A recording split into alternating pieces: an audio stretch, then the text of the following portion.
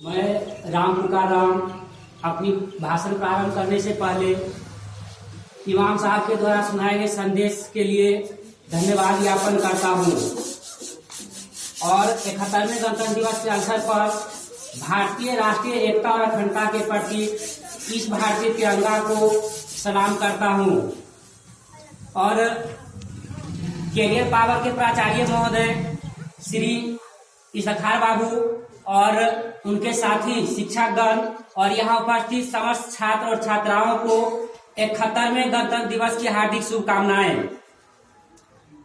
ये 3 रंग का झंडा आज हमारी शान है। ये 3 रंग का झंडा आज हमारी शान है। बच्चों, आपको मालूम है इसी में पूरा हिंदुस्तान है। बच्चों, हम सभी यहाँ एकत्र होने के कारण जानते हैं कि आज हमारे देश का 71वें गणतंत्र दिवस मनाने के लिए हम सभी यहाँ इकट्ठा हुए हैं और यह हम सभी तथा पूरे देशवासियों के लिए बहुत ही गौरव का दिन है, क्योंकि बहुत लंबे समय प्रतंत्रता के बाद हम स्वतंत्र हुए और स्वतंत्रता के बाद हम गणतंत्र हुए। हमें अपने संविधान पर बहुत गर्व है, क्योंकि हमारा वह संविधान है जिसमें देश के 1618 भाषाएं, 6 धर्म और 28 राज्यों के सभी 64 जातियों को रखकर हम सबका एक संविधान बनाया गया है। और ये सब करने का श्रेय भारतीय संविधान के आत्मा डॉक्टर भीमराव अम्बेडकर को दिया जाता है। हमें ये गर्व, ये स्वाभिमान और जो बड़े बड़े बात करने का साहस रखते हैं, ये सब हमारे पूर्वजों के संघर्ष और बलिदानों के कारण ही है। अगर आज वे बलिदान नहीं देते तो हम इस जगह नहीं होते, और उनका बलिदान और संघर्ष इतने हैं कि हम एक दिन में उनको याद भी नहीं कर सकते, लेकिन हाँ, दिल और दिमाग से उनको सलामी जरूर दे सकते हैं। तो भगत सिंह, सुखदेव, राजगुरु, अगर वे हमारे पूर्वज हैं तो हम सभी उनके संतानें हैं और हम सबको उनके मिलकर के उनके सपनों को पूरा करना है और भारत को विश्व गुरु बनाना है। अब बताओ कि आप लोग उनके सपनों को पूरा करेंगे? ऐसे जो सीधे आवाज सुनकर हम सबके दिल से एक ही आवाज निकलती है कि मेरा दिल मेरी धड़कन मेरी जान हो तुम, मेरा दिल मेरी धड़कन मेरी जान हो तुम, अब तो मेरी वजूद की पहचान हो तुम। ए मेरे भारत देश, मैं हर बार सर उठाकर कहता हूँ कि ए मेरे भारत देश, तू महान हो तुम, महान हो तुम। बच्चों, जैसा कि हम सभी जानते हैं कि 15 अगस्त 1947 को भारत आजाद हुआ। अब प्रश्न ये उठता है कि 15 अगस्त 1947 को हमें आजादी मिली, तो फिर 26 जनवरी को राष्ट्रीय एकता दिवस के रूप में मनाने की क्या आवश्यकता है? तो बच्चों, जिसे हम भारत, जिसे हम माता कहते हैं, ये शरीर के रूप में है और इस शरीर में संविधान आत्मा के रूप में निवास करती है। अब आप ही कहो कि एक शरीर की कल्पना बिना आत्मा का संभव है? बिल्कुल संभव नहीं है। इसीलिए 15 अगस्त 1947 को हमें आजादी मिली एक शरीर के रूप में, और उस शरीर में प्राण प्रतिष्ठा 26 जनवरी 1950 को किया गया।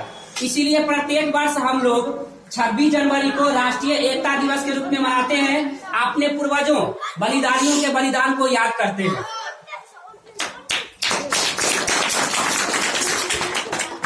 पहले भारत के बेटियां एक खोप में आगे बढ़ती रहती थी, लेकिन आज इसने अंधेरा को सवेरा किया है। आप लोगों ने अरुणिमा सिन्हा के बारे में सुना होगा, जो एक भारतीय महिला फुटबॉल खिलाड़ी है। उन्होंने जब फुटबॉल मैच खेल के आ रही थी तो लखनऊ स्टेशन कुछ पहले कुछ बदमाशों ने उनको जो है ट्रेन से बाहर फेंक दिया था। तो उनका पैर जो है एक कट गया था और एक पैर पूरा फ्रैक्चर हो गया था। रात भर पटरियों के किनारे चिल्लाती रही, उसे कोई हेल्प करने नहीं आया। जब सुबह हुआ तो उनको जो है लखनऊ के हॉस्पिटल में भर्ती कराया गया, तो पता चला कि ये जो है भारतीय महिला फुटबॉल खिलाड़ी है।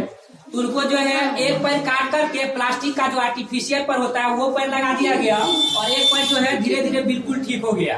फिर भी इतना कुछ होने के बाद उन्होंने अपना हिम्मत को नहीं हारी और वो उन्होंने सोचा कि हमको अपने भारत का लिए कुछ करना है। तो पिछले वर्ष उन्होंने जो है माउंट विंसन, जिसका ऊंचाई जो है लगभग 4892 मीटर है, उस पर उन्होंने जो है चढ़ाई की और वहां जाकर के भारत के तिरंगे को फहराया। और हमारी बिहार की बेटियां भी जो है पुरुषों के साथ कदम से कदम मिलाकर चल रही है और देश के विकास में योगदान दे रही है। कहते हैं कि सुविधाओं के घोर अभाव और गांव के माटी में रहकर घोंसले को नई ऊंचाई तक पहुंचाने का नया नाम दिया है। वो है कंचन कुमारी, जो मोतिहारी जिले के हैं। पिछले वर्ष जो है बीपीएससी में अंतिम रूप से चयनित होकर वो अपने जिले के ही नहीं पूरा बिहार के नाम रोशन की है। तो बच्चों, मेरे कहने का अर्थ है कि कोई भी राष्ट्र स्वयं से महान नहीं होता है। कोई भी राष्ट्र स्वयं से महान नहीं होता है। महान बनने के लिए जो है उसके नागरिकों को महान बनाना पड़ता है और नागरिकों के कर्तव्य और निष्ठा के कारण ही कोई देश महान होता है।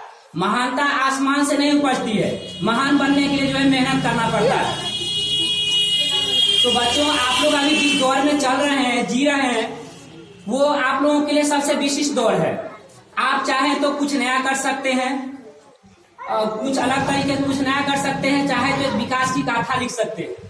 बच्चों, अभी 4G का जमाना है और इस 4G के जमाने में आप लोगों के लिए कुछ मंत्र देना चाहूंगा कि रेंगने से अच्छा है कि चला जाए, रेंगने से अच्छा है कि चला जाए, और चलने से भी अच्छा है कि दौड़ा जाए, और दौड़ने से भी ज्यादा अच्छा है कि उड़ा जाए।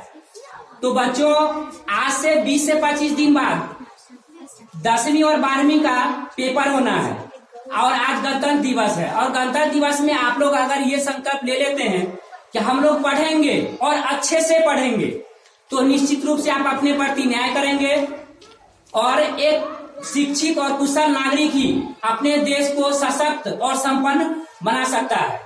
इन्हीं शब्दों के साथ मैं अपनी वाणी को समाप्त करता हूँ। जय हिंद, जय भारत। स्वागत है।